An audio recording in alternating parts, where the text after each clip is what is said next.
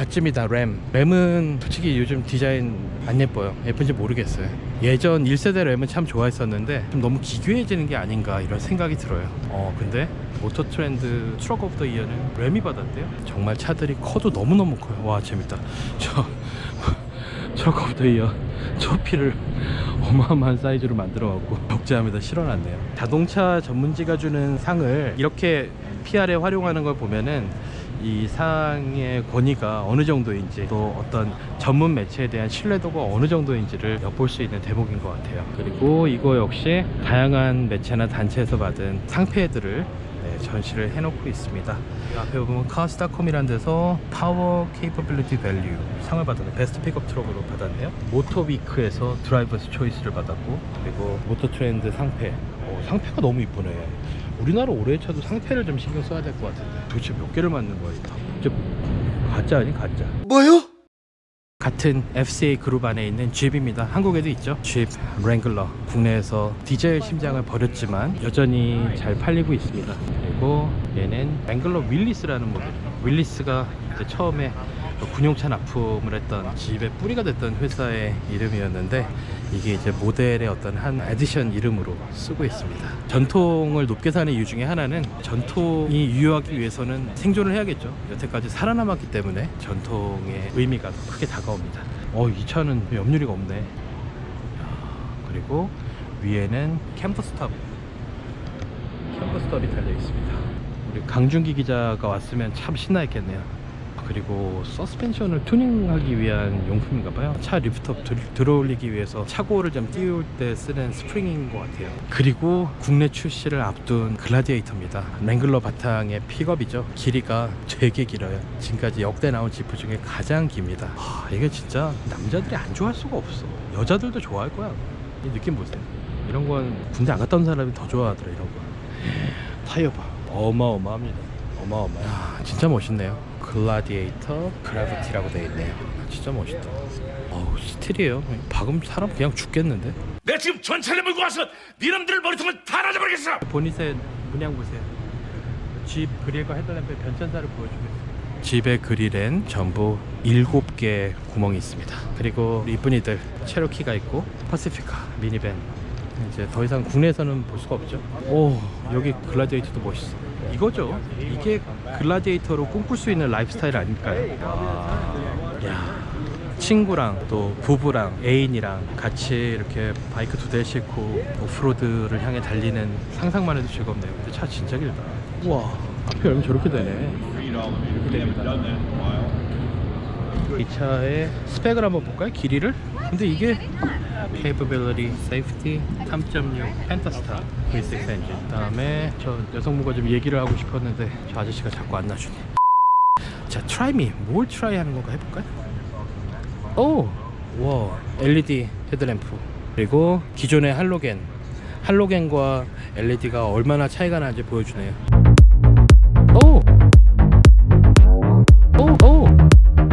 휠을 왜 쪼개놨지? 펑셔널 베드락 링킷? 잘 모르겠습니다. 그 다음에 국내에선 철수한 피아트. 가격을 너무 자주 바꿨죠. 점점 떨어지는 가격. 그러면 안 되죠. 여긴 슉 지나갈게요. 와, 화면 속에 제가 보이는데요. 뭐 하는 건지 모르겠습니다. 이제 서쪽 전시장 웨스트관 둘러보는 건 여기까지 하고, 더 많은 브랜드가 모여있는 사우스관으로 이동을 해볼게요. 크게 3개의 전시관으로 나뉘어져 있는데, 지금 처음에 둘러본 포르쉐가 독립된 작은 공간을 하나 쓰고 있고, 그 다음에 여기 웨스트 전시장이고, 그 다음 이제 사우스 쪽에 더 많은 브랜드와 신차들이 모여 있습니다. 그쪽으로 이동하겠습니다. 실내 광고판을 기아가 도배했다면, 사우스 전시관의 외벽은 미니 쿠퍼 SE가 차지했습니다. 순수 전기차죠. 이번에 LA에서 나왔습니다. 그 차는 모형입니다. 진짜 차는 아니고 껍데기만 찹니다. 사우스관에는 이런 브랜드가 있습니다. 아큐라, 알파로메오, 아우디 BMW, 현대 제네시스 등등등등. 남쪽 전시관에 들어왔습니다. 들어오자마자 바로 현대 부스 뒷문으로 들어왔어요. 현대를 빼놓을 수가 없죠. 벨로스터가 서 있고 어제 이 자리에 벨로스타인 절로 옮겼구나. 사실 뭐 벨로스타인은 우리가 익히 봤던 차고 TCR을 비롯한 여러 레이스에서 받은 상패들이 있습니다. 엘란트라 GT N9 i30죠. 벨로스타인이 있고 이 차가 이번에 가장 주목받은 차. 어제 벨로스터 미드십 RM이 있었는데 이거는 i20 WRC 공주차죠. 이번에 올해 현대가 제조사 부문에서 우승을 거뒀습니다. 원래 지난 주말에 호주 랠리까지 하고 끝나는 거였는데 동북부에 대형 산불이 발생을 해갖고 이제 경기가 취소가 되면서 바로 직전 경기까지 누적 점수를 토대로 제조사 부문 우승을 확정지었습니다. 드라이버 부문은 도요타의 야트타나기 그 레이스에서 마찬가지로 일찌감치 타이틀을 확정지었는데요. 피에리 누빌이 열심히 추격했지만 결국 오스타낙을 넘어서는데 실패했습니다. 대신 제조사 우승을 안겨줬죠. 제조사 우승 같은 경우 더 의미가 있습니다. 항상 제조사 점수는 상위 2명 드라이버의 점수가 포함이 되기 때문에 팀원 전체가 골고루 좋은 성적을 내야 거둘 수 있는 결실입니다. 내년에 이제 오스타낙이 현대 팀으로 이적하기로 했죠. 그래서 아마 내년에는 현대차가 염원하던 제조사 부문과 드라이버 부문을 동시에 석권하는 그런 기쁜 소식이 들려오지 않을까 기대를 모으고 있습니다. 참고로 제조사 부문 우승도 현대차가 2014년에 WRC에 다시 복귀한 이후로 처음입니다. 첫 우승입니다. 그리고 예전에 1990년대 말에 출전했던 역사까지 되짚어가면은 WRC와 인연을 맺은 지 21년 만에 거둔 아주 값진 성과입니다. 이거는 뭐 현대차가 아무리 욕을 먹어도 자랑스러워 할 만한 것 같아요. 근데 이 차는 자세히 보니까 i20가 아니라 벨로스터인데 딴 얘기를 하고 있어요.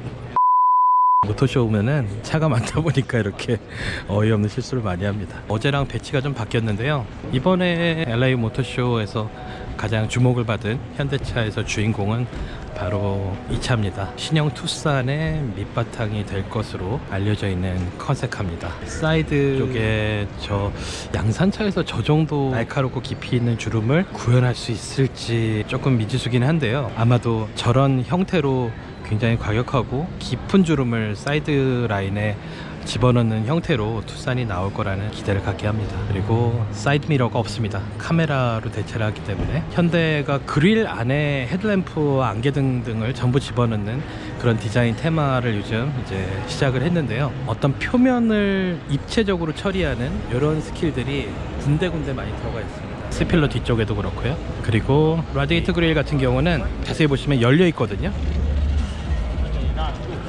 열려 있고 고속에서는 안쪽으로 들어간 부분들이 전부 다 표면으로 나와갖고 매끈하게 울퉁불퉁하지만 매끈하게 구멍이 없는 형태로 메꿔지게 됩니다. 액티브 셔터죠. 그러니까 고속에서는 차체 하부로 충분한 공기가 들어오기 때문에 굳이 냉각을 위해서 그릴을 열어둘 필요가 없기 때문에 저렇게 이제 닫게 되면은 공기 저항을 줄여서 연비 개선에 도움을 줄 수가 있겠죠. 유튜브 방송이 트렌드가 되면서 모터쇼 풍경도 많이 달라졌는데 그 중에 하나가 저처럼 이렇게 혼잣말 하는 사람들이 많습니다. 다들 하나씩 들고 혼잣말 하고 있습니다. 아니 내가 고절하니 이게 무슨 소리야? 그리고 여기는 랜드로버입니다.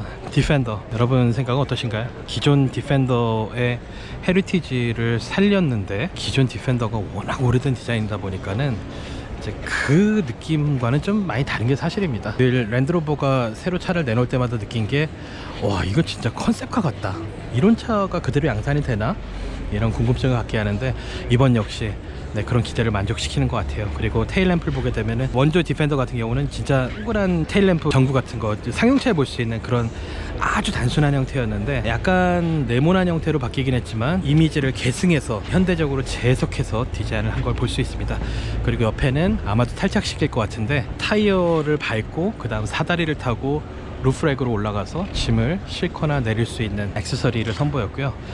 저 안에 보세요. 디펜더 특징 중에 하나가 저 천장 쪽에 창이 있는데 신형에서도 저기 채광 들어오는 거 보이시죠? 뒷좌석은 평범 좁아요. 큰 차는 아닙니다. 이 차 같은 경우는 지금 스노클을 달아놨네요. 물길을 지나갈 때 엔진 흡기구로 물이 들어가지 않도록 공기 흡입구를 이렇게 높은 곳으로 빼갖고 좀 더 깊은 물을 지나갈 수 있게 도와주는 장치입니다. 실내도 굉장히 터프하고 강인한 느낌을 살려서 디자인을 했습니다. 와, 사람들이 많이 타고 내렸나봐요. 시트 벌써 때 탄 거 봐. 정말 실내가 투박하면서도 예쁘죠. 최근 나온 이보크나 레인지로버 시리즈와는 확연히 다르고 또 이거 봐보세요. 디지털로 차 뒤쪽을 보여주는 룸미러입니다. 다양한 버전의 디펜더를 전시를 해놨습니다. 이거는 짧은 휠 베이스 모델이네요. 진짜 볼수록 괜찮은데요. 사실 오리지널 디펜더를 너무 좋아해서 조금 신형이 너무 예쁜 팬시 제품같이 변해서 좀 아쉬웠는데 보다 보니까 괜찮네요. 그리고 액세서리에 따라서 정말 사람이 성형을 한 거나 메이크업을 한 것처럼 느낌이 확확 달라집니다. 이런 확장성, 다양한 색깔을 품을 수 있는 밑바탕이 될 수 있다는 게 디펜더의 장점인 것 같아요. 그리고 아까 채광 말씀드린 그 창이 여기 달렸습니다. 오리지널 디펜더도 저 자리에 달려있죠. 더 가기 전에 토요타를 좀 보고 갈게요.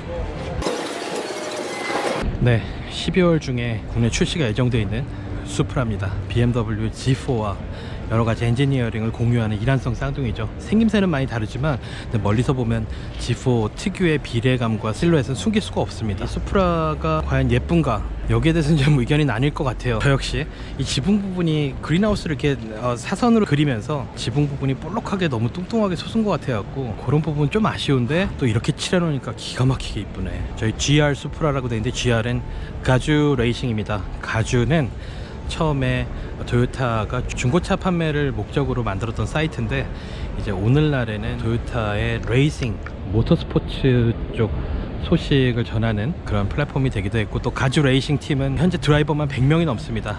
슈퍼 GT를 비롯해서 뉴르부르크링 24시간 내구 레이스, 르망 24시간 내구 레이스 등 다양한 레이스에서 전방위적으로 활동하고 있습니다. WRC에서 현대를 끊임없이 위협하는 그 레이싱 팀 역시 토요타 가주 레이싱 팀입니다. 그리고 캠리가 이렇게 변신을 할 수가 있네요. 국내에는 이런 파츠가 안 들어오지만 이제 TRD라고 토요타 레이싱 디파트먼트의 약자인데, 토요타 차종에 맞는 튜닝 부품, 이런 드레스업 부품들을 만드는 브랜드입니다. 미국에서는 캠리를 이렇게 스포티하게 튜닝을 해서 타는 모습도 볼 수가 있습니다. 이게 아마 아발론, 네, 아발론입니다. 아발론인데 국내 출시 모델과 다르게 굉장히 스포티하죠. 이것도 아마 트림에 따른 차인데 이 역시 TRD 버전이네요. 그릴이 얼굴에 거의 전부입니다. 이거는 영화에서 보던 레이스카네요. 토요타 캠리 컵카라고 합니다. 껍데기만 캠리예요. 속은 완전 다릅니다. 진짜 아무것도 없죠. 시트백, 심지어 시트 쿠션, 근데 시트가 왜 이렇게 넓적하지? 미국 드라이버들 엉덩이가 커서 그런 것 같아요. 굉장히 넓적합니다. 오로지 기능만을 추구한 이 스포일러 좀 보세요. 이게 디스플레이를 위해서 이렇게 만든 건지 모르겠네요. 원래 그런 것 같기도 하고. 토요타의 스포트라이트를 받고 있는 모델은 RAV4 프라임이네요. 프로토타입이라고 써 있습니다. 양산 전에 미리 시험 생산한 모델입니다. 이런 차들의 가격은 실제 양산차 가격보다 훨씬 비쌉니다. 미라이네요. 미라이. 수소 연료 전지차죠. 세계 최초 양산 타이틀은 현대가 가져갔었지만 수소연료 전지차로 벌써 2세대째를 맞이하고 있습니다. 1세대보다는 훨씬 예뻐졌네요. 그리고 휠을 보시면은 친환경 차라고 해서 이 공기 저항을 줄이기 위한 좀 어색한, 납작하게 눌러놓은 것 같은 디자인이 많은데 얘는 좀 정상적인 휠같이 보여요. 다른 차에 달아도 괜찮을 것 같은. 그리고 앞에 보게 되면 상어의 콧날 같아요. 더 이상 수소 연료 전지차라고 해서 조금 주목을 끌기 위한 이상하게 생긴 디자인을 해야 된다는 강박에서 벗어났다는 생각이 듭니다. 이 사이즈가 딱 좋은데 우리나라에는 이 사이즈가 너무 인기가 없죠. 단종됐죠 아마. 액센트가. 액센트 이쁘네. 그리고 아반떼, 미국에서는 엘란트라로 팔고 있습니다. 그리고 신형 소나타가 미국에서도 전시장 부스를 당당하게 차지하고 있습니다. 그리고 이번에 아이오닉 3총사가 페이스리프트로 디자인이 바뀌었는데, 특징은 그릴이 좀 더 화려해졌습니다. 반짝반짝하는 크롬도 많이 쓰고, 이제 이 버전 같은 경우는 아이오닉 일렉트릭, 완전 순수 전기차입니다. 그리고 하이브리드와 플러그인 하이브리드까지 친환경 3종 세트를 한 차종으로 다 갖고 있죠. 자, 이제 좀 이동을 해보겠습니다. 여기는 제네시스 브랜드입니다. 현대 바로 옆에 자리하는데 면적은 훨씬 작아요. 한 3분의 1 정도? 모델이 많지 않죠. 그나마 지금 가짓수가 얼마 없던 메뉴에 하나를 추가했는데 바로 G90입니다. 저기 서있죠. 파란색과 은색, 맨 뒤에는 자주색도 서있네요. 제네시스 브랜드의 맞은편에는 아우디가 자리합니다. 아우디는 이번에 e-tron 스포트백을 세계 최초로 LA 모터쇼에서 공개를 했습니다. R8은 신형이지만 1세대 때 테마를 많이 쓰다 보니까는 완전히 새롭지는 않은데, 근데 아우디 차들은 그래 아우디 참 흔하지 했다가도 볼 때마다 아 맞아 이렇게 예뻤었지 이런 생각이 드는 것 같아요. 그리고 아우디 신형 S6, 예전에 이제 S6 같은 경우는 이 사이드 미러를 무광 은색으로 마감을 했었는데 지금은 그냥 검정색이네요. 그리고 저희 A5가 있고 여기는 S7이 있습니다. 이제 내년에 국내에도 A7 신형이 들어올 예정이라고 합니다. 그리고 TT RS, TT 중에 가장 고성능 모델이죠. 참 이쁩니다. 어쩜 이렇게 디자인을 이쁘게 하죠. 색감도 그렇고. TT의 후속이 완전 전기 SUV로 거듭날 가능성이 있다는 외신도 있었습니다. 루머를 바탕으로 한. 이건 RS7. RS는 아우디의 자회사인 꽈트로가 만듭니다. 꽈트로는 RS를 비롯해서 S 라인에 들어가는 액세서리를 만듭니다. 독일 3사 고성능 브랜드가 저마다 지금 출발점은 다른데요. AMG 같은 경우는 독립된 튜너였습니다. 튜너를 다임러 그룹이 인수한 사례고, BMW M 같은 경우는 산에 있는 모터스포츠 부서였습니다. 모터스포츠 부서가 이제 성장해서 나중에 고성능 파츠와 고성능 모델을 생산하고 있고, 독일 3사 프리미엄 브랜드의 고성능 브랜드를 보고서는 이제 다른 많은 브랜드들이 벤치마킹을 하기 시작했죠. 현대 N도 그 중에 하나입니다. Q5 플러그인 하이브리드입니다. 어우, 색깔이 야 정말 그린이네. 그리고 이트론입니다. 이트론 색깔 보세요. 이거 독일 택시 색깔인데 디자인이 비슷비슷한 학교 나온 사람들이 들어가서 하는데 어쩜 이렇게 디테일이 정말 끔찍하게 아름다울까요? 월드 프리미어로 공개한 All New All Electric 이트론 스포츠백입니다. 이렇게 생겼습니다. 그리고 자세히 보시면 사이드 미러가 카메라로 되어 있는데 나라에 따라서 법규 때문에 저 채용이 안 되는 데가 있습니다. 그래서 그 저번에 프랑크푸르트 가서 보니까는 같은 이트론 중에서도 그냥 일반 사이드 미러를 단차가 있고 저렇게 카메라를 단차가 있는데, 카메라를 단차를 보다가 일반 사이드 미러 단차를 보면은 귀가 갑자기 기형적으로 커진 어떤 모양을 보는 것처럼 좀 어색한 느낌이 들었어요.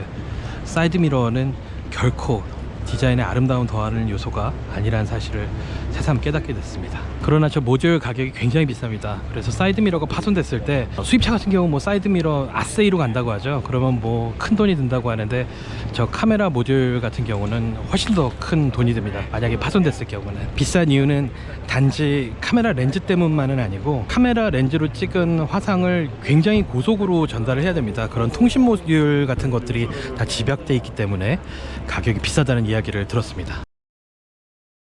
이건 진짜 보여드리고 싶었어요. 지금 쉐보레 매장인데 어차피 쉐보레 수입차 회사로 거듭날 거면은 이런 차 좀 갖고 왔으면 좋겠어요. 이 국내에서는 사실 이 차도 익소티카 범주에 들어갈 수 있지 않을까 싶어요. 얼마나 높냐면은 제가 지금 제 눈높이로 보면 보닛이 거의 눈높이랑 같습니다. 어마어마하게 높습니다. 그리고 사이드 미러 크기가 이게 일반 사이즈 지금 아이슬라떼인데 사이드 미러 크기 좀 보세요. 이 광각이라 그나마 좀 왜곡돼서 작아 보이는 건데 어마어마하죠. 그리고 여기는 또 방향 지시등이 들어가 있고 거울이 위아래로 나뉘어져 있습니다. 문을 한번 열어볼까요? 제 생각에 얘가 신형 실버라도가 아닐까 생각되는데, 포드 픽업 아까 F150 실내도 봤지만 상용차입니다. 베이스가 결코 뭐 고급스럽거나 사치스러운 이런 거 없어요.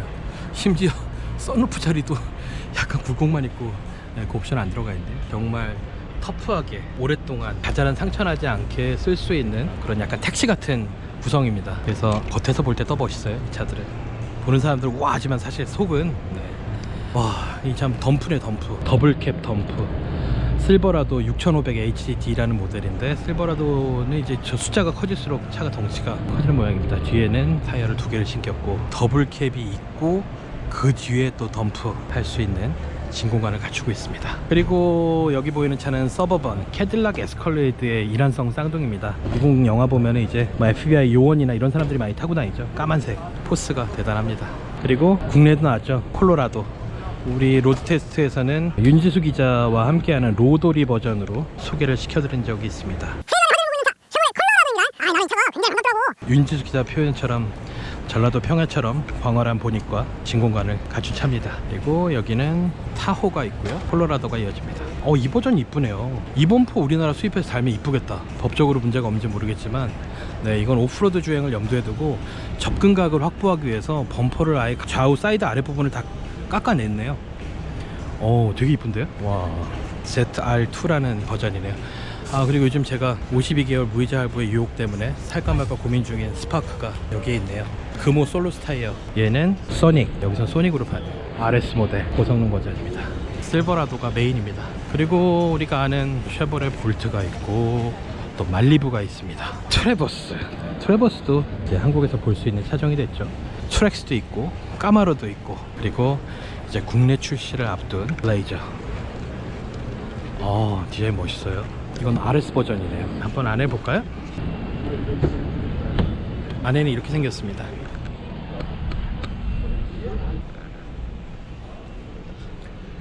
특이한 게 저 뒤를 보게 되면은 C필러 뒤에 유리창이 정말 구멍같이 생겼네. 구멍같이. 2열 좌석을 접어놓으니까 굉장히 큰 진 공간이 나와 있습니다. 아마도 그거를 좀 강조하기 위해서 이렇게 디스플레이를 해놓은 것 같습니다. 또 블레이저가 한 대 더 있네요. 디자인이 되게 젊은 감각이고 예뻐요. 트레일블레이저가 있습니다. 트레일블레이저가 지금 한국에서 이제 생산을 할 예정인 모델이죠. 진짜 컴팩트합니다. 디자인 테마는 블레이저와 비슷합니다. 블레이저가 라지 사이즈라면은 트레일블레이저는 미디움 사이즈 정도 되는 것 같아요. 느낌으로 보자면 역시 RS 버전들을 무대에 세워놨습니다. 쉐보레는 이쯤 보고 다음 브랜드로 넘어가겠습니다. 그 다음은 BMW입니다. 이번 출장은 BMW의 초청으로 오게 됐습니다. 그래서 더 자세히 소개를 하려고요. 신형 7 시리즈입니다. 그릴이 위아래로 굉장히 길어졌는데 이거를 검정색으로 칠하니까는 그릴이 도드라 보이지 않아서 저는 더 좋은 것 같아요. 얘는 7452네요 7452 어떤 차인가 볼까요? 소비자 권장 가격이 95,550달러부터 시작하네요. 플러그인 하이브리드입니다. 그래서 전기는 여기로 요 안에 콤보 차저를 꼽을 수 있는 충전 구멍 소켓이 있습니다. 그리고 3302 플러그인 하이브리드를 대거 앞쪽에 세웠습니다. 얘는 5302 735 전부 플러그인 하이브리드로 전시했습니다. 이 이쁜이는 또 뭔지일까요? 얘가 바로 M8 컴페티션입니다. 8 시리즈에서 가장 성능이 강력한 모델입니다. M8이 있고 거기서 조금 더 강화한 모델이 컴페티션입니다. 컴페티션인데 뭐 이 정도 차 갖고 있으면 어디 가서 경쟁에 질 일은 없겠어요. 시트 색깔 보세요. 겨자색이라고 해야 되나? 그리고 이렇게 생겼습니다. 재밌는 게 스티어링 휠에 M1, M2라는 패들 시프터 비슷하게 생겼는데 저기 무슨 역할을 하는지는 나중에 좀 물어봐야겠네요. 그리고 이번에 이제 LA 오토쇼에서 처음 나온 M2 CS입니다.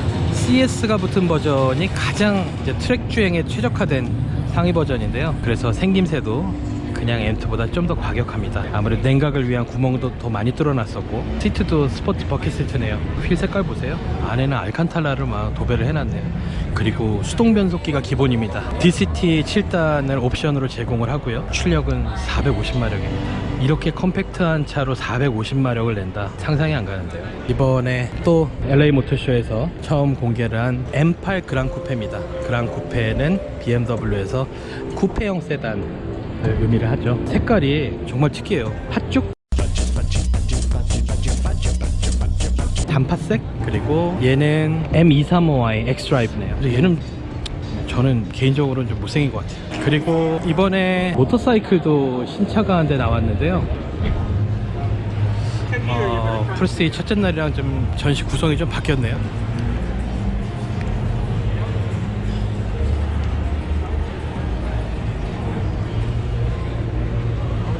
그리고 바로 이 차가 지난 6월 달에 이미 공개됐던 LA에선 처음 선보이는 BMW 비전 M 넥스트입니다. M 브랜드의 미래를 엿볼 수 있는 청사진 같은 존재입니다. 이 차는 1978년부터 1981년까지 BMW가 소량 수제작으로 생산했던 M1이라는 차의 디자인 테마를 계승했습니다. 당시 좀 이야기가 흥미로운데요. BMW의 모터스포츠 부서가 M의 전신이라고 말씀을 드렸었잖아요. 결국 이제 BMW M이 레이스에 나가기 위해서 경주차를 만들어야 되는데 양산차를 기반으로 한 미드십 경주차를 만들 숙제를 짊어져서 기존에 이런 차를 만들지 않다가 하려다 보니까 너무나 비용이나 시간 이런 제약들이 많다 보니까 이탈리아의 람보르기니에 의뢰를 하게 됩니다. 근데 이제 람보르기니가 하겠다고 해서 프로토타입도 몇 대 만들었는데 갑자기 회사 사정이 어려워져서 결국 BMW가 직접 개발하게 됩니다. 그 차가 하여튼 M1이었고 그 차는 이탈리아의 우리나라 포니드 디자인했던 조르제토 주지아로가 디자인합니다. 약간 직선과 평면이 조화를 이룬 그런 플랫한 디자인을 지금 이 차도 고스란히 계승을 해서 현대적으로 재해석을 했습니다. 지금 이게 뭐냐면은 BMW가 전기차 사운드를 개발을 하고 있는데요. 이거를 이제 한스 짐머라는 영화음악 거장을 동원해서 하고 있습니다. 여기서 이제 제가 직접 작곡을 해보는 건가 봐요. 어떻게 하는 건지 모르겠는데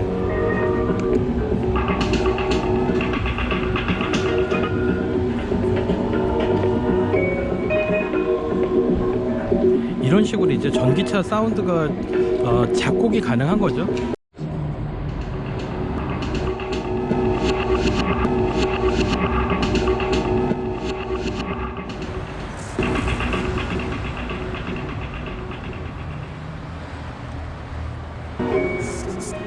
정말 그 엔진 소음이 사라진 전기차에서는 전기 모터 사람들이 싫어하는 그런 노이즈를 덮을 만큼 좀 사람들이 기분 좋은 어떤 인공적인 사운드를 넣을 수밖에 없는데, 안전을 위해서도요.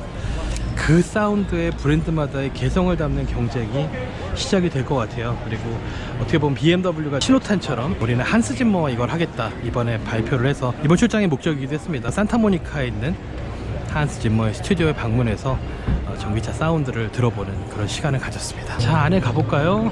포뮬러 2가 정말 동네 리그같이 시작한 느낌이었는데 이제 메이저 제조사들이 하나둘씩 들어오면서 정말 메인스트림으로 합류를 하고 있다는 느낌이 듭니다. 포뮬러 2 경주차입니다. 정말 멋있죠? 그러나 포뮬러 1에서 나오는 고막을 찢는 듯한 소리는 전혀 기대할 수가 없습니다. 굉장히 좀 짜증나는 소리가 나죠. 강준기 기자가 관전을 하고 와서 얘기를 들어보니 한 모기 10만 마리가 귀 옆에서 날고 있는 그런 느낌이라고 하더군요.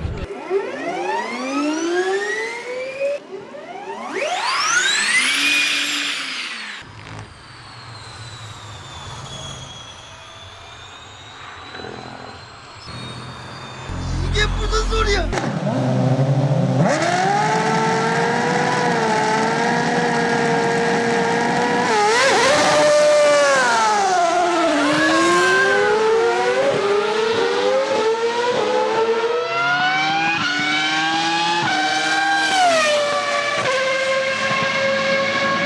이쪽은 바로 옆에 있는 미니 부스입니다. 미니의 주인공은 미니 쿠퍼 S입니다. 미니는 예전에 미국에서 시범적으로 어떤 지원자를 받아서 리스 형태로 순수 전기차를 운영을 한 적이 있습니다. 이제 그때 쌓은 데이터와 경험을 토대로 양산 버전까지 만들었는데요. 당시에 저도 미니 2를 타봤는데 그때만 해도 모든 느낌들이 매끄럽지가 않았었어요. 그리고 차도 굉장히 무거운 느낌이었고, 이제 오롯이 양산차로 나온 미니 일렉트릭이 어떤 느낌일지 조만간 타볼 기회가 있겠죠. 이번에 월드 프리미어가 한 대 있습니다. LA에서 나온 월드 프리미어는 바로 이겁니다. 미니 존 쿠퍼 웍스 GP. 미니의 끝판왕이라고 보면 되겠죠. 옆면의 공기 흐름을 위해서 덧대놓은 패널 좀 보세요. 그리고 스포일러도 엄청나고 차체 옆면에도 네, 옆에 중국 친구가 영상을 찍어요. Oh, please, no picture. Oh, sorry. Okay. Don't share. Okay. Thank you so much. I'm gonna edit this She's point. a service animal. Okay. Thank you. 바로 옆은 아큐라 부스입니다. NSX네, NSX. 20세기 말을 풍미했던 혼다의 스포츠카였죠. 그러나 GTR과 마찬가지로 예전 전성기 때 그런 존재감은 없는 것 같아요. 그리고 혼다가 아니라 아큐라 브랜드를 붙여서 그런 느낌도 주는 것 같습니다. 노란색은 이런 느낌입니다. 얘는 뭐 GT3 이번은 완전히 카본으로 다 씌웠네요. 올해만 10개 레이스에서 우승을 한 아큐라 브랜드의 경주차라고 합니다. 캐딜락 SUV를 모아놨는데 이 중에 가장 최근에 나온 게 아마도 XT6죠. 그래서 디자인 테마가 저쪽을 향해 바뀔 거라는 느낌을 주죠. XT5와 XT4는 테마가 거의 비슷하고, 에스컬레이드는 또 그 전에 나왔던 모델이라 조금 다르죠. 앞으로 눈매가 세로로 긴 눈매에서 가로로 눈이 길어지고 주간주행 등을 세로로 세우는 형태로 아마 차세대 에스컬레이드도 디자인이 바뀌지 않을까 예상을 해보게 됩니다. 캐딜락 CT6, 독일차가 되고 싶어하는 미국 차죠. 밤 러츠가 뉴르부르크링에서 당금질을 시작하면서 캐딜락이 독일차보다 더 독일차 같은 느낌으로 거듭나기 시작을 했는데요. 그런 겁니다. 독일차들은 오히려 탄탄했던 시절을 뒤로하고 좀 더 편안한 여유를 찾아가는 반면, 뒤를 쫓는 패스트 팔로워 입장인 캐딜락에서는 더 단단하게 조이고 뭔가 더 빈틈없이 만들겠다, 이런 이제 강박이 있다 보니까는 오히려 한 세대나 두 세대 전 독일차를 떠오르게 하는 그런 느낌을 줬었죠. 주행 감각이. 뒤에는 이렇게 생겼네요. 번호판이 이렇게 돼 있으니까 되게 멋있다. 캐딜락은 불어입니다. 불어. 과거 디트로이트시 쪽에 있었던 하여튼 뭐 프랑스 사람이라고 하는데 까디악이라는 사람의 성을 따서 지은 브랜드고요. 프랑스 사람들이 읽으면 까디악이라고 읽는데요. 저도 한 번도 프랑스 사람이 불어를 읽는 걸 보지는 못했지만 에스컬레이드입니다. 국내에 들어오지 않는 롱일 베이스 모델입니다. 2020년형 캐딜락 CT4입니다. 캐딜락이 예쁜데요. 차급별 디자인 차별화가 좀 적어요. 멀리서 보면 진짜 구분을 잘 못하겠어요. 그래서 앞모습을 보지 않아도 어떻게 생겼을지 예상을 할 수 있고, 보면 역시나 이렇게 생겼습니다. 앞으로 지금 캐딜락 디자인 테마가 이렇게 간다는 걸 아까도 SUV 사진을 봤지만, 헤드램프는 가로로 얇아지고 주간주행 등이 위에서 아래로 눈물처럼 쭉 내려오는 에스컬레이드가 이 모습으로 거듭나면 어떤 느낌일지 참 궁금합니다. 테일램프는 반대로 밑에서 위로 올라갔네요. 예쁘네. SUV 천국입니다.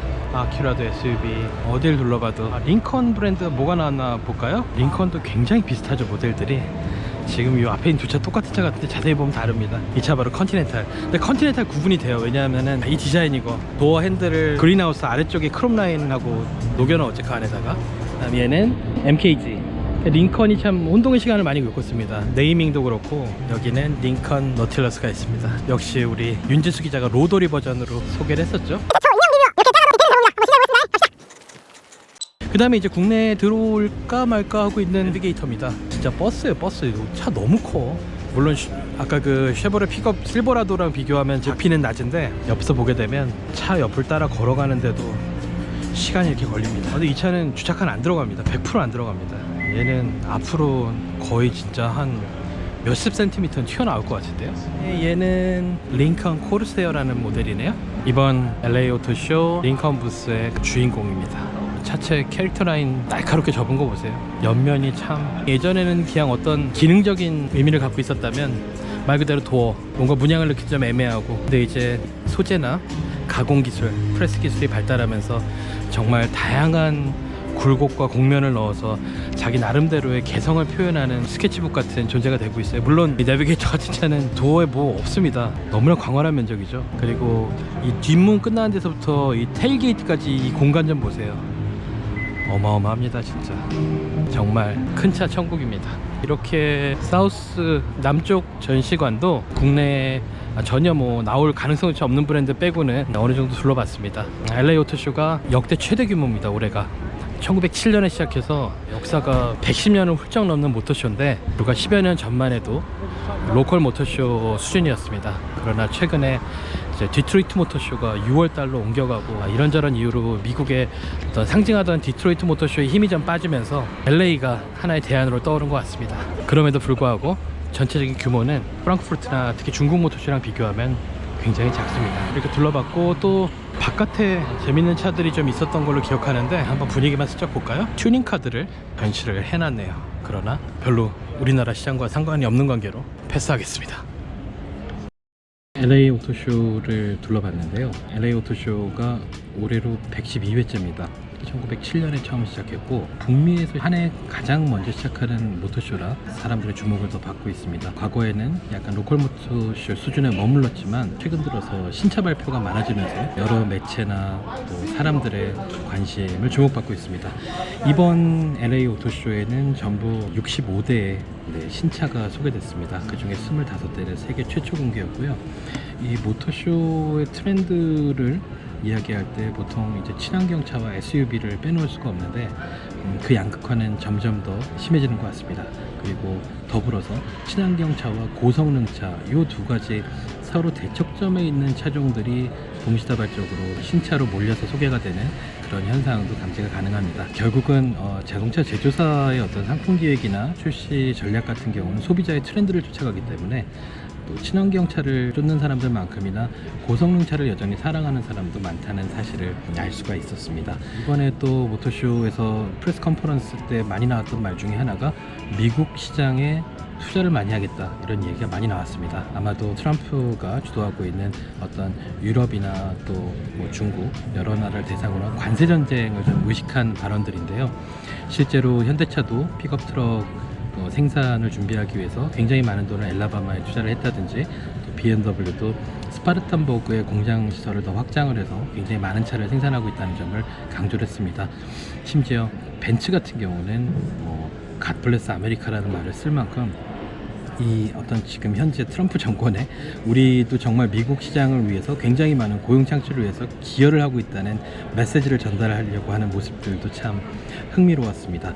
아울러서 현대 같은 경우는 국내에서 사람들이 많이 관심 갖는 신형 투싼의 청사진 밑바탕이 될 수 있는 비전 T라는 컨셉카를 선보였는데, 비전 T가 과연 투싼을 염두에 둔 모델일까? 이제 같이 온 일행 중에 한 명 기자가 물어봤더니 T라는 말에 힌트가 있다고 했는데 결국은 투싼의 베이스가 된다는 얘기겠죠. 이렇게 LA 오토쇼를 둘러봤고요. 물론 뭐 독일 프랑크푸르트나 중국 모터쇼에 비해서는 규모가 작지만 정해진 면적 안에 굉장히 알차고 빼곡하게 차들이 전시돼 있어서 관람도 쾌적하게 할 수 있고 여러모로 도움이 되는 모터쇼였습니다.